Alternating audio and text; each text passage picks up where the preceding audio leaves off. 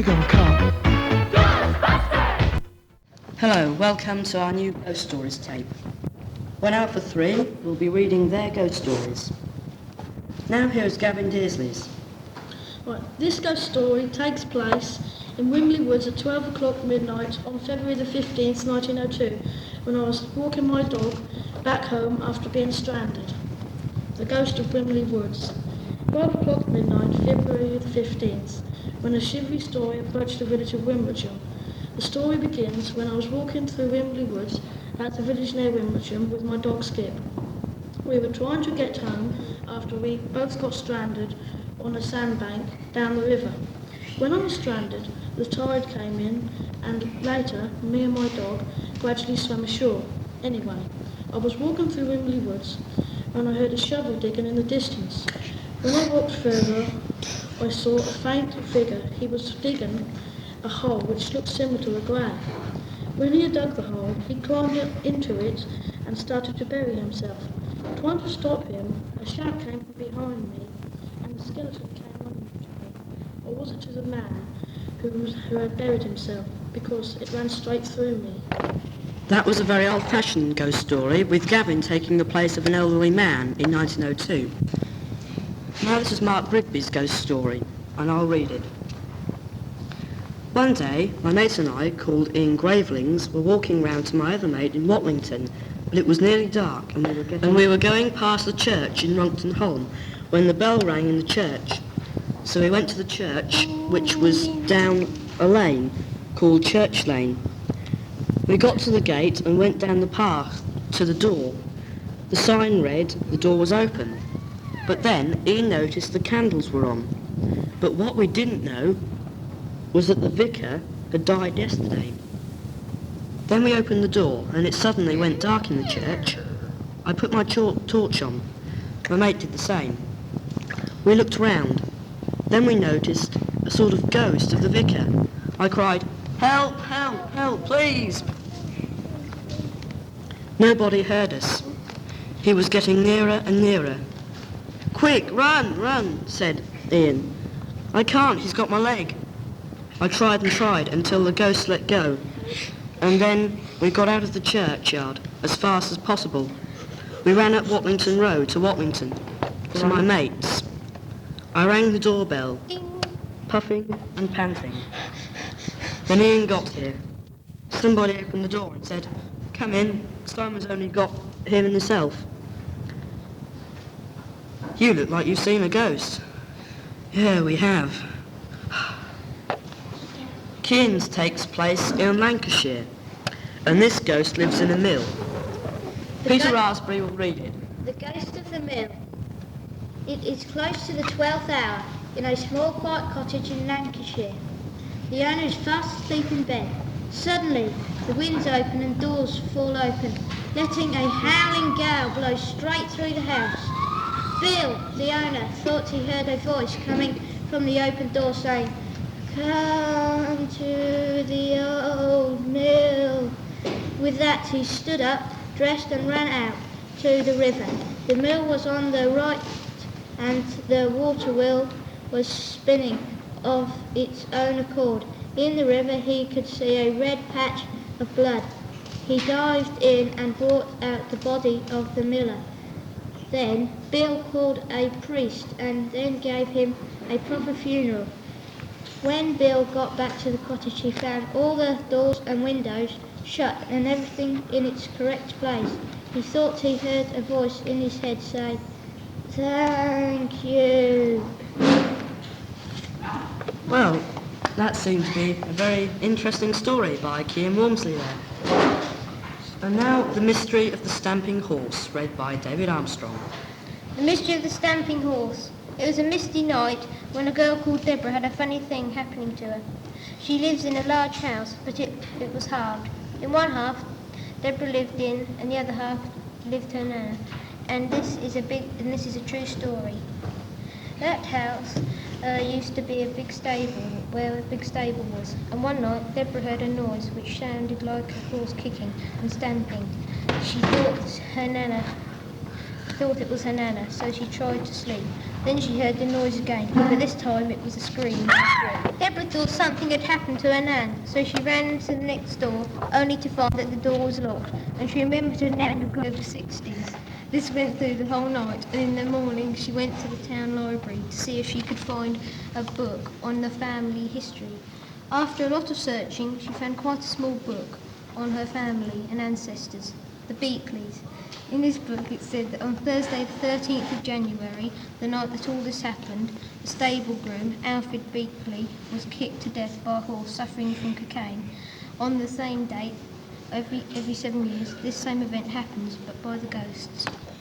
And now, a story of a headless rider by Heidi Archer and read by herself. One night, a man who was a bit mentally disturbed came to Well Manor riding a horse with a carriage. A young lady wondered who it was and stepped outside, but because it was foggy she couldn't see, so she came right up to the carriage and the man tried to grab the lady, so she ran round the courtyard screaming. And suddenly the horse reared and knocked over the girl and trampled her brains out onto a flagstone. Then the madman galloped into the forest and his neck hit a branch and nearly ripped his head off, and he died. Now on the same night as that happened, you can see a headless rider galloping through the courtyard, and you can hear the girl screaming. Also, you can still see the blood stain on the flagstone. My contribution is about a little Lancashire town and my grandparents. My grandfather was a pioneer working for the socialist movement, not very popular in the village in which he lived. As in this capacity, he had to entertain speakers who came from away.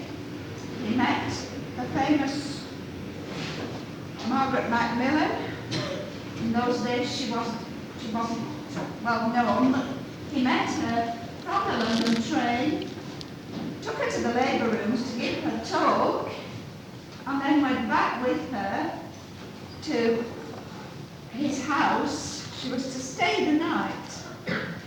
And my grandmother and he continued talking to her until quite late, and then Grandma showed her to her bed for the night. And as happens, when she came, as is customary, when she came down in the morning, my grandmother said, "Did you sleep well, Miss Macmillan?" And her guest answered, "Yes," till about 3 o'clock. Then I was woken by the sound of a little girl singing. I sat up in bed, and there in the bureau, sitting in the little armchair, the little old armchair, was a red-haired girl singing to herself, backwards and forwards, backwards and forwards. And there was something very, very sad in the sound. Now what this very charming and intelligent woman couldn't know, because she'd never been to the area at all, that was absolutely her first visit, was that my grandmother had lost her daughter Ellen, who had died from diphtheria. She'd been very, very saddened and so upset overbalanced by the news that the doctor and my grandfather had despaired of her reason, and due to the care of my grandfather, she'd regained her emotional balance. And there is absolutely no untruth or deception about that at all. And she had no means at all. In any case, both Grandad and Grandma had been so dreadfully upset, they wouldn't in the right mind told something that wasn't true about what was a very unhappy occurrence. And now the Headless Horseman. One night as I was biking home from youth club, I thought I would take a shortcut past the church. As I passed the church, I heard a noise. I looked round and I couldn't see anything, so I biked a bit faster. Then I heard it again, so I biked even faster and changed into 5th gear. I was going 30 miles an hour by my speedo. I looked behind at me again and I saw a black stallion with a man dressed in black with a red cloak, and then I noticed that he had no head. He started to come after me. I sped up until I was going 35 miles an hour. I went round the corner and I nearly went into the dyke. I didn't look back until I come to my house. I skidded and looked behind me. I couldn't see the Headless Horseman. I went into the house and Mum said, you look as if you've seen a ghost. I have.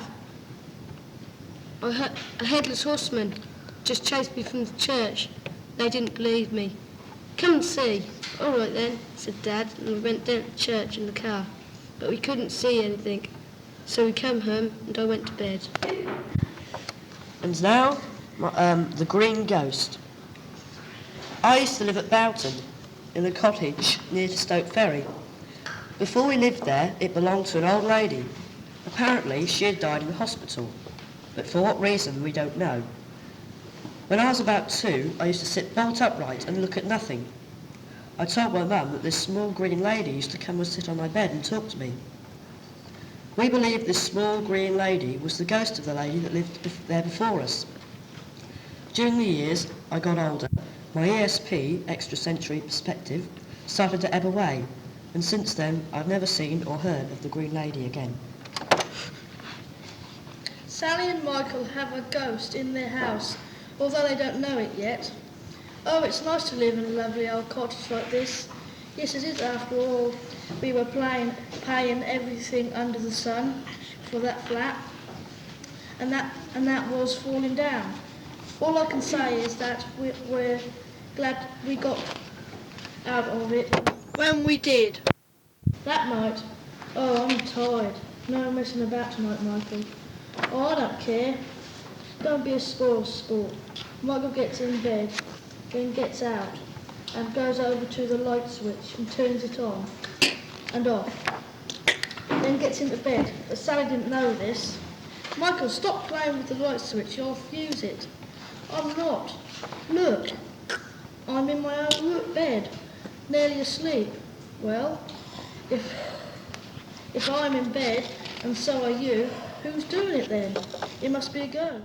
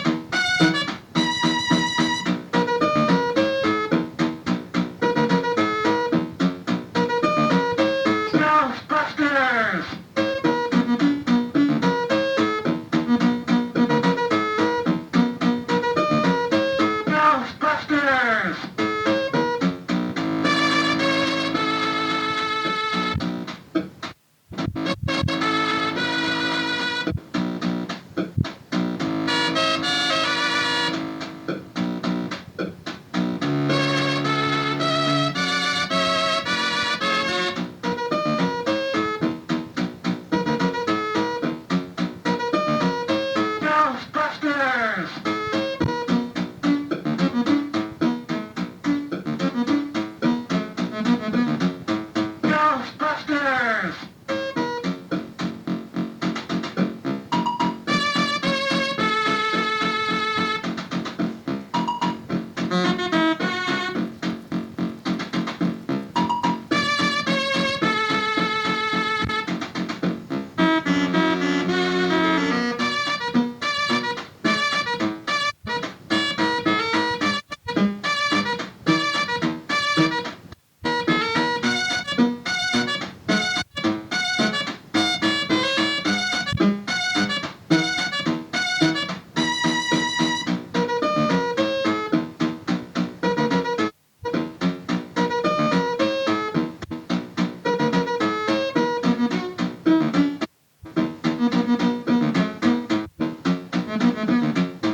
Ghostbusters!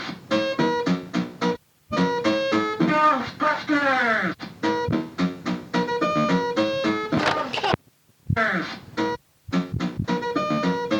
Ghostbusters!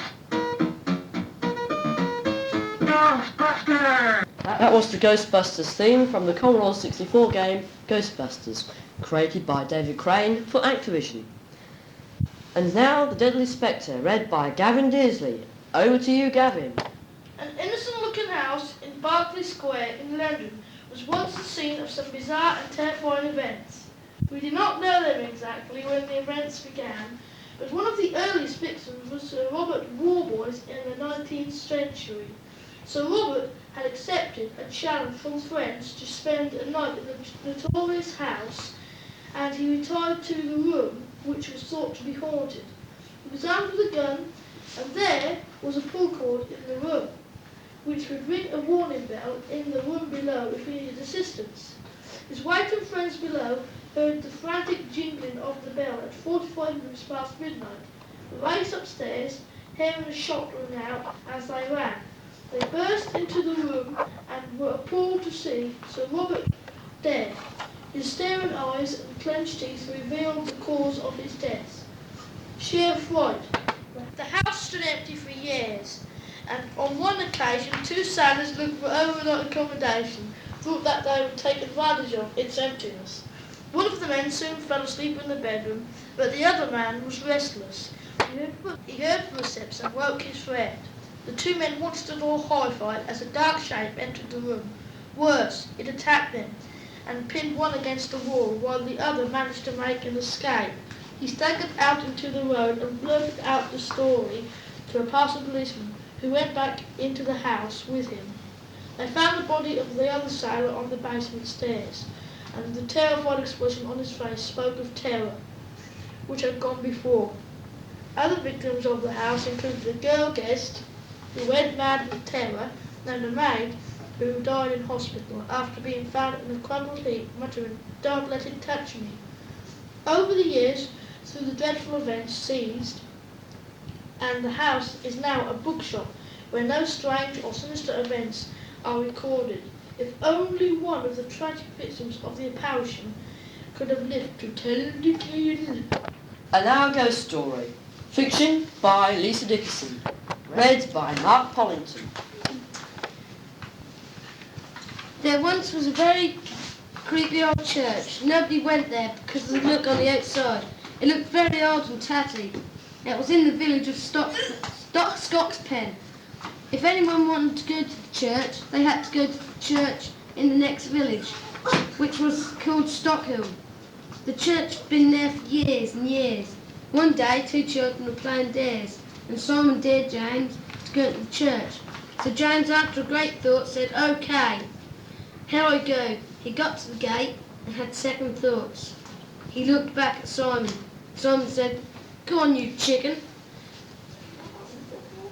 He opened the gate and went in. He came to the door, opened it slowly, and as the door creaked open, he went very slowly.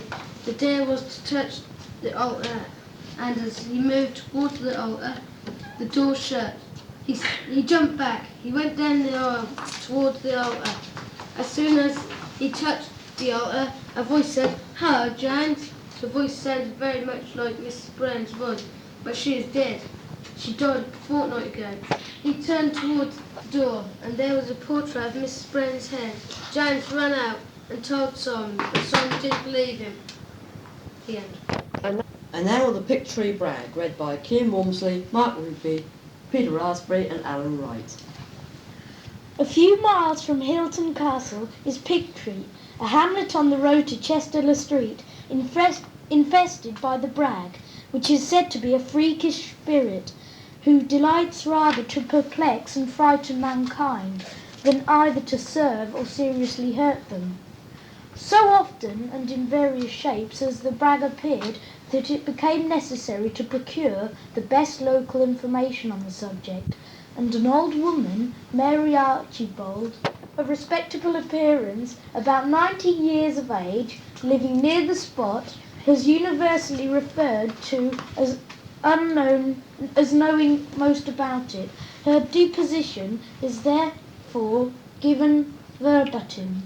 She said, I never saw the Brag very distinctly, but I frequently heard it. It sometimes appeared like a calf with a white handkerchief around its neck and a bushy tail. It came also like a galloway, but more often like a coach horse. It went trotting along the Donning after folks, sitting up a great nicher and a whinny every now and then, and it came frequently like a Dickerson. And it always stopped at the pond at the lodded ends and nitchered and whinnied. My brother once saw it like four men holding up a white sheep. It was then sure that some near relation was going to die, which was true. My husband once saw it in the image of a naked man without a head.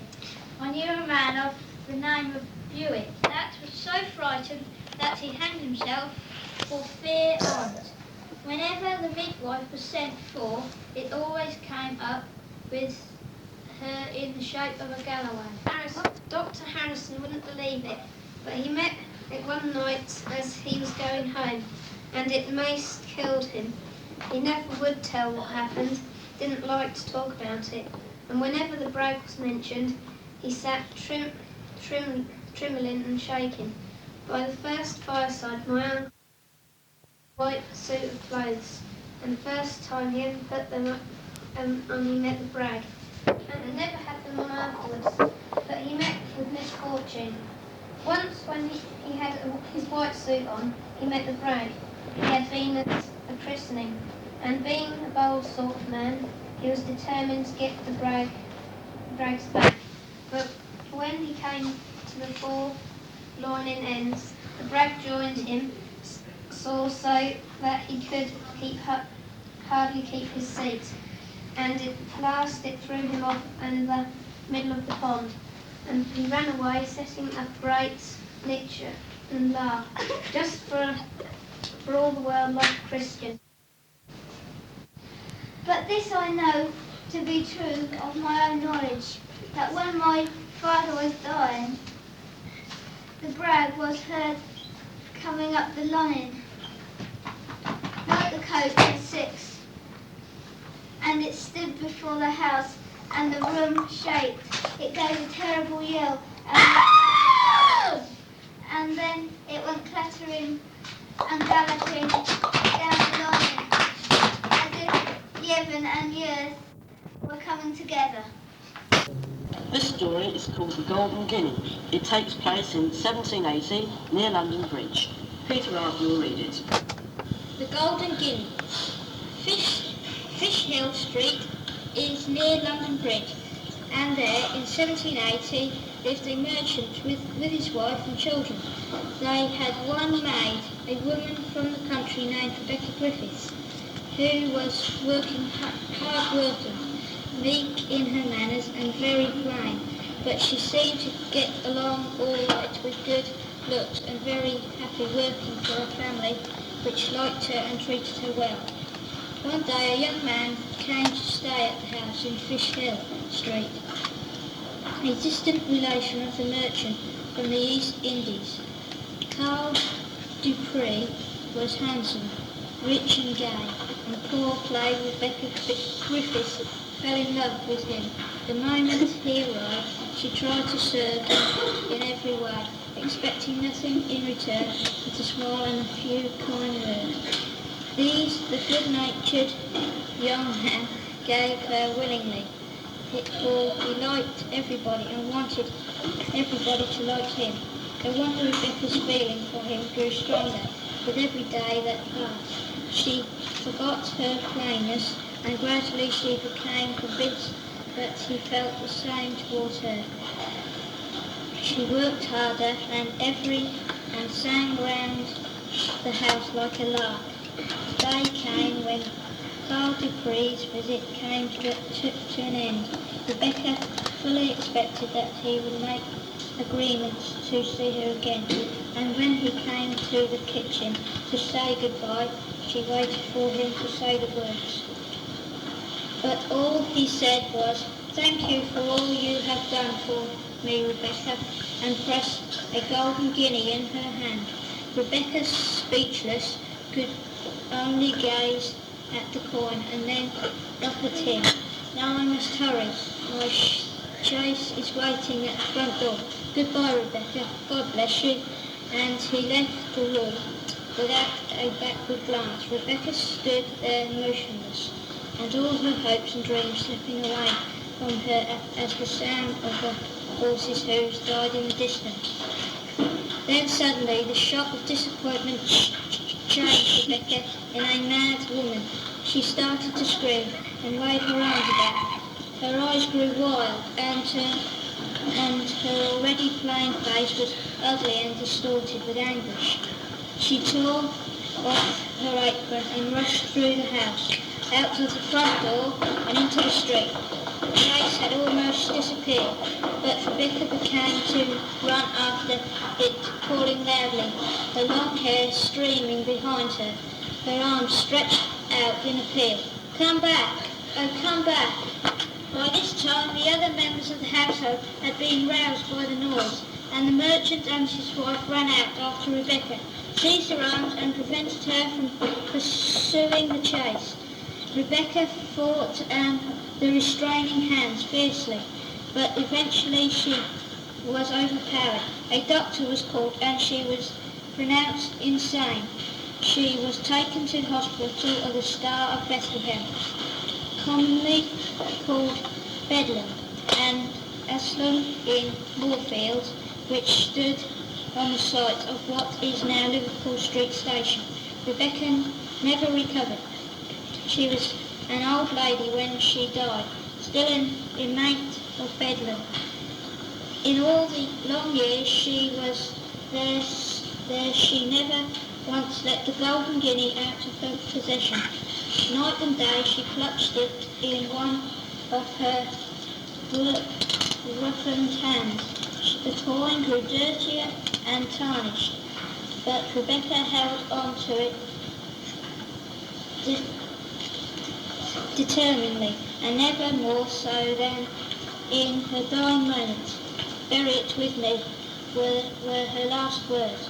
When she was dead, a dishonest and heartless keeper prized open her gold stiff fingers and stole her richest treasure, her only wealth, the only reminder she had of the only young man who had driven away, not knowing that she loved him.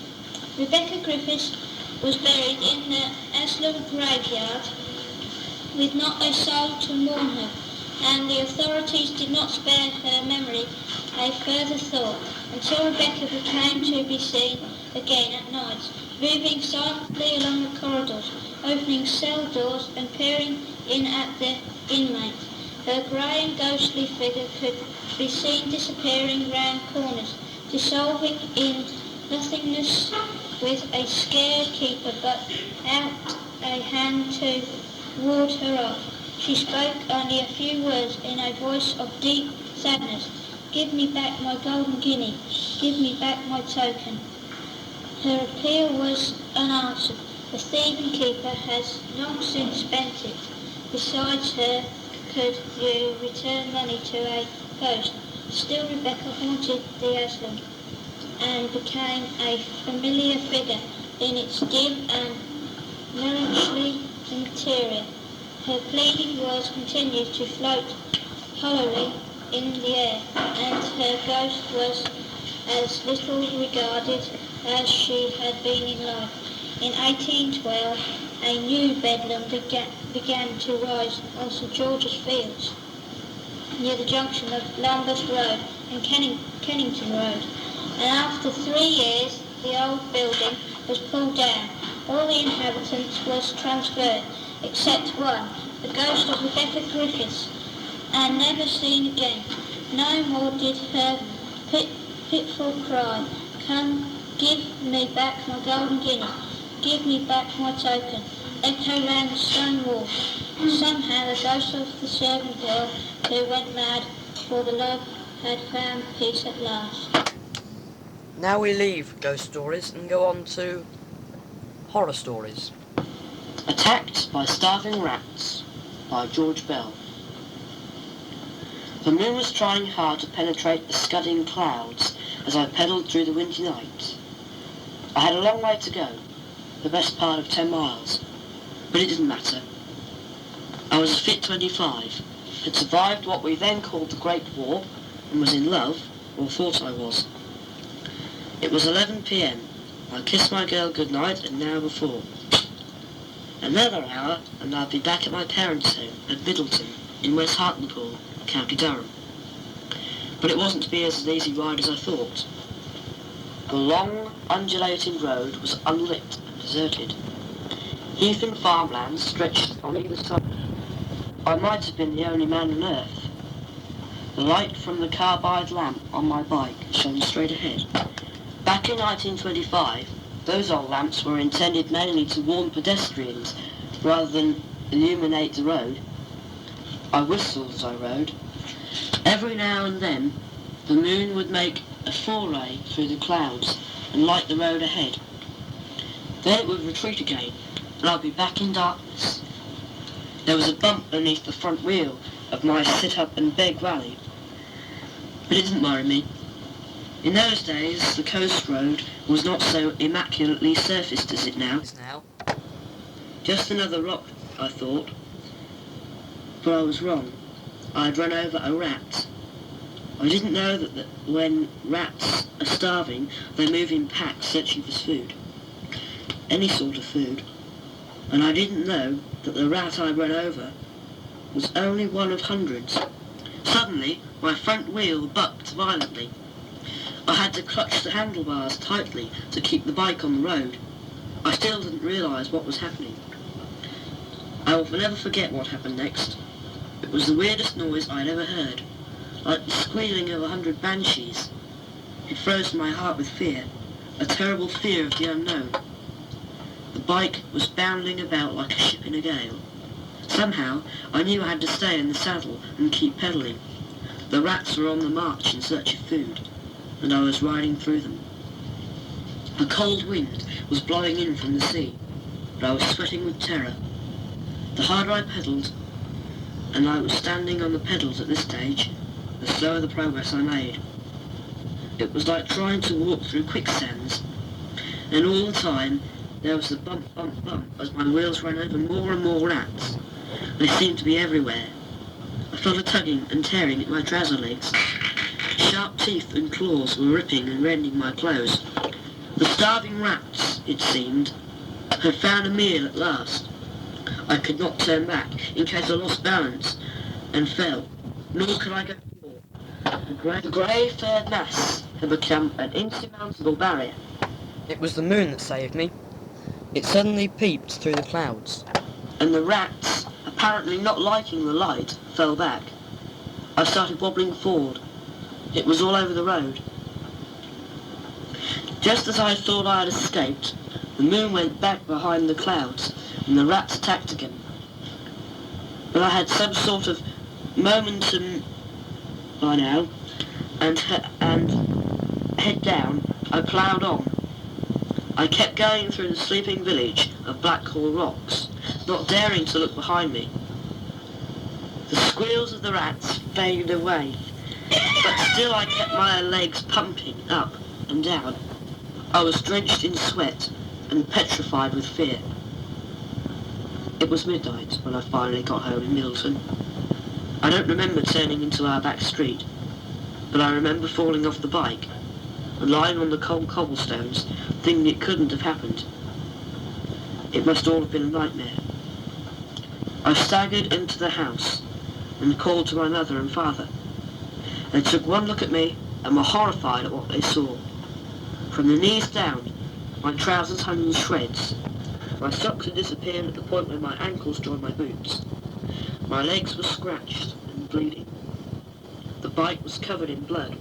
The wheels were buckled, and the spokes had burned. It had been a nightmare.